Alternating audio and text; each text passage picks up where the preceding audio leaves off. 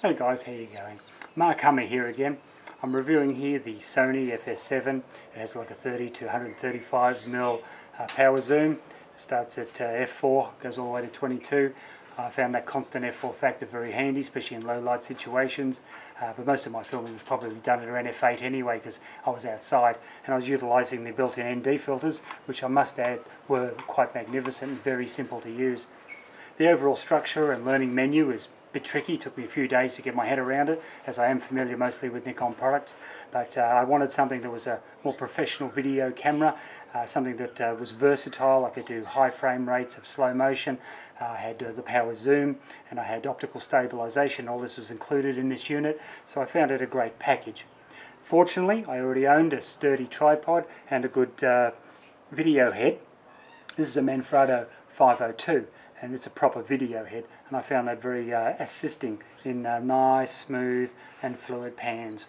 So this unit is quite great. We're not here to review the video head, but if you've got the right combination of gear, it makes for a more joyous experience.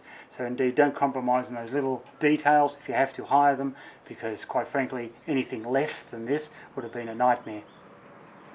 So some of the features I do like about the camera, well, one is I do like the fact that it's got the professional microphone arrangement. Must have a windsock, particularly if you're going outside, as I have here. It has a great little monitor with plenty of display, but quite frankly I had a bigger monitor, a 7-inch HD monitor, which I use for focusing. So I'd have those zoomed up, organised for focus, and I would use this one just for composition and details and information. Because this lens, it does enable you to manually zoom and manually focus at will. It's just a matter of pushing it in or out, choosing auto or manual function. So that was quite great. You notice here it's got a little plastic lens cap. I'm not a big fan of this lens cap. I found it quite flimsy. I mean, it does protect, but it also just falls off so easy, as it's not clipped on in any way. And pretty much you want to be very careful trying to rely on that protecting the lens. The matte box stays on quite sturdy, and so that's great. So that's some help, I suppose. If you're ever getting a unit like this, you do want to make sure you opt for the bigger batteries. I've chosen these 60 size. They come in like a 30, a 60 and a 90. I've got 3 of these 60 size batteries. They last for about an hour each at 4K, and I found them brilliant. They will take a while to charge, but once charged they're very reliable, and you just want a couple of them, so in case things are running a bit low you can fix that up.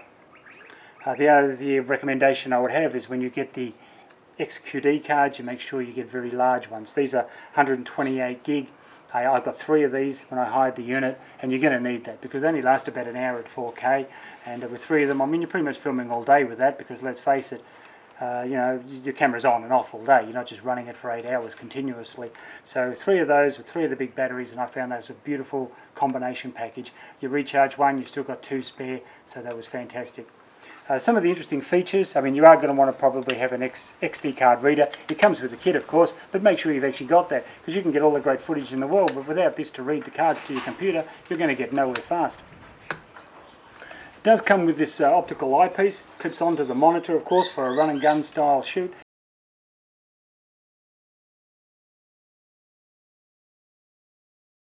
Controls here at your fingertips anyway, so I found that pretty good. Does come with this. This is a very interesting handle. What happens here is you bolt this onto the side of your camera. It just simply screws on very, very quickly, left or right, and you have at your fingertips then all the controls and adjustments, zoom, focus, etc., record that you need. That's great for run and gun style shooting when you've got it shoulder mounted and you're moving around, but quite frankly I didn't do any of that. If I want to move around, I'm going to use my Steadicam. I find it a lot more fluid. This one here was pretty much mounted on the tripod the whole time, and it worked beautifully with that. So all in all, it's a great package. It has the high speed and slow motion options. You've got 4K at 60 frames per second if you wish to. You've got HD at all various options, and I found it a quality, robust item. It is very heavy. I mean, as a package here, we're looking at about 10 kilos with the tripod. Try carrying that around all day, you'll get exhausted pretty quickly. But the thing is, you know, you get what you pay for.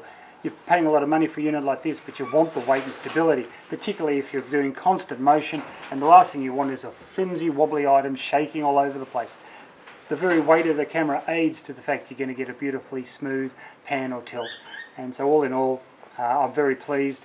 I like the layout of it. I can't really complain anywhere about the features or layout. The handle, for example, that it comes with it is beautiful. It feels professional and solid and has a great grip, which, believe it or not, that's actually a very important feature when you're using it all day. The handle to lift the camera, should you have to, is recommended to lift it by this means because it's well bolted to the camera, and that is very sturdy and feels professional and strong.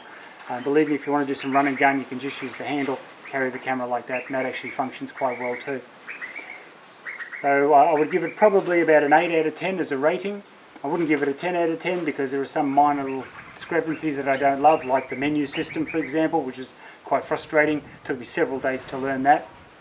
But then that could be my fault. I am used to Nikon after all. But it does go to show that, you know, I'm not biased. Nikon, Sony, Canon, I really don't care. They all work beautifully. You've just got to get familiar with the product and know your gear. And it takes a bit of time. I hired this one for a week. I only needed it for 2 or 3 days, but I hired it for the weeks. It gave me a few days to get used to learning all the tricks and all the features.